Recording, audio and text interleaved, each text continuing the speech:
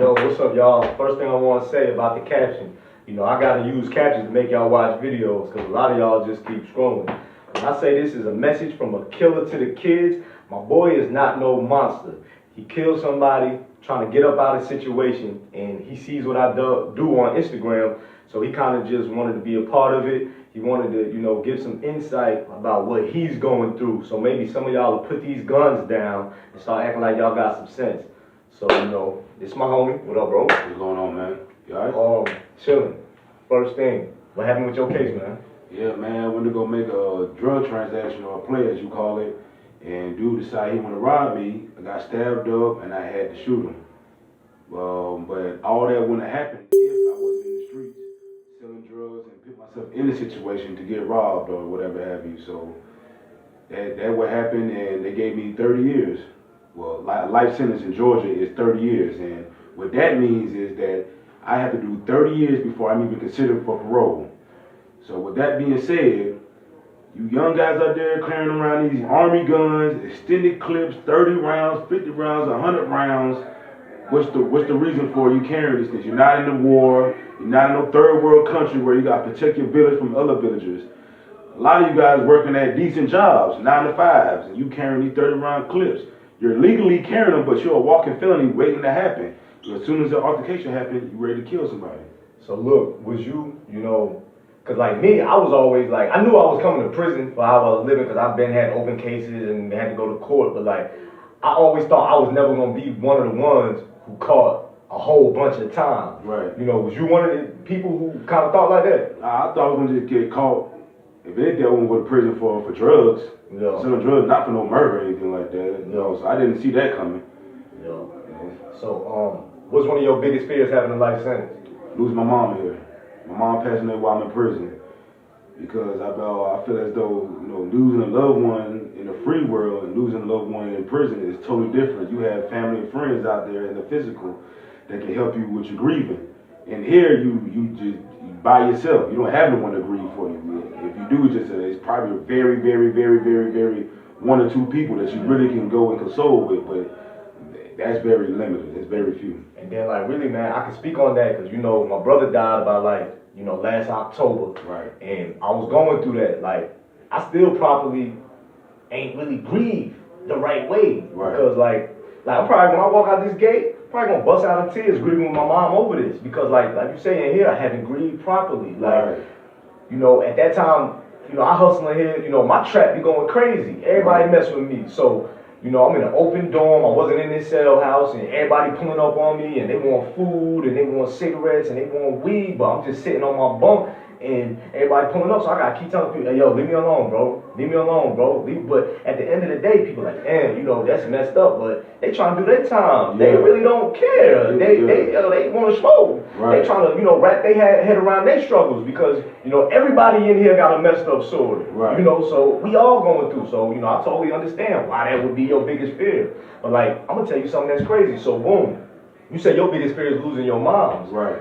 So, I lost my brother, but it knocked the wind out of me because, like, my girl called my homeboy phone in the morning time, and he like, yo, Jers, your girl on the phone. So I already know something wrong, because she ain't gonna call this dude phone early in the morning looking for me like that. Right. So I go over there, as soon as she pick up, she said, call my mom. I'm like, yo, who died? She like, call your mom. So I know somebody died. Now, mind you, my mom done had cancer while I was in here, so I was always preparing myself like, hey, yo, might lose my mom. When my grandparents getting old, I got 10 years, I was always preparing myself like, yo, I might lose my grandparents. So when I call my mom and ask her who died, I'm expecting her to say, you know, my grandmother or my grandfather. Right. Now, I'm not prepared for that, but mentally, I was kind of like in that zone. When she told me my little brother Kevin died, I almost passed out, bro. Yeah. You know, it be real, man. That's right, man. So, like, another question for you. Was you offered a plea? Yes, I was offered 16 years. And I didn't take it because I felt like, though, for one, out of the truth, I was green.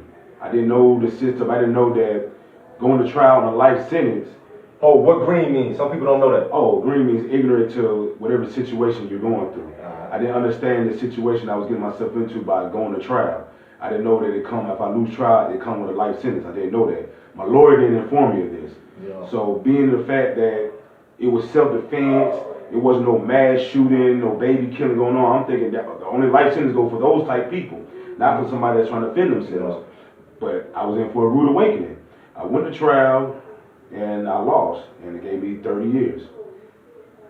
I'm in the same boat with that, but see, I knew what was going on. Right. Because I was already in prison for some sale cases when I went back to court for my armed robbery.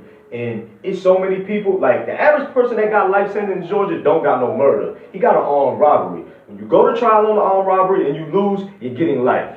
So when I go back to court and they offer me the 10 years, oh yeah, I need to sign this ASAP, well, 23, be home on 33, let's get it. Like, yo, what he just said is a real thing. He would have been home in 16 years if he would have just took that time. Stop letting these rap songs and these movies fool you. If you did it and you know you did it, man up, take that time, come down here and get it done. Like I had to tell a young dude that he was facing some big boy time, 20 years old, bro. I can't take no 20, no 25. I'm like, yo, fam, yo, at 45, you gonna still be ready to have sex. You're gonna be in here working out. You still gonna look good. It's gonna be time to get out there and get back to it. Right. You know what I mean? And a lot of them is not really understanding that, man. Yeah, they don't understand that, man. Like a lot of people, especially young guys, they get influenced by the media. You know, movies, basketball players, just the media in general, that the perception is, they lead a perception that it goes this way, but it's actually not, though. And a lot of kids are losing their lives, and families are grieving because of these actions that the kids are taking. Y'all want to, like, going back to the guns. Y'all, what do you need a 30-round clip for? You work at Burger King. What do you need that for?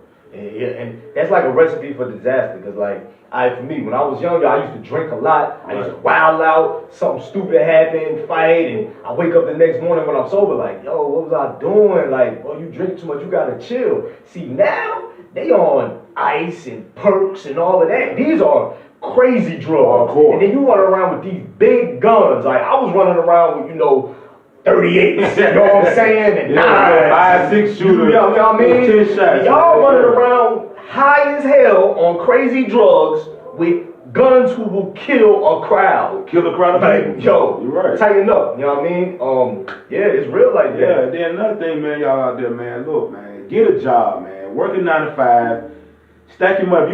If you got a business endeavor you want to do, build your credit up by having a job. Build your credit up and get a loan and do whatever business endeavor you want to do, because you come to prison, then you're going to be begging to get a detail to work in the kitchen, clean the grounds up for free. They're not paying you to do these details here. What? So go ahead and get a job while you free. Hey, yo, we see people fight over working in the kitchen. Yeah. For free, for a pack out. They don't pay workers in Georgia, but you won't get a job out there. It's crazy, man. Y'all need to tighten up, man. Learn how to walk away, too. That's something we was talking about. You know what I'm saying? Like, people can't walk away and let somebody have it. Oh, I'm going to be a punk. If I walk... look, I'm going to tell you what's really a punk. Yo, at any time, police, a grown man can walk in here and tell both of us to strip butt naked and show him our butt in front of each other. And we can't stop that.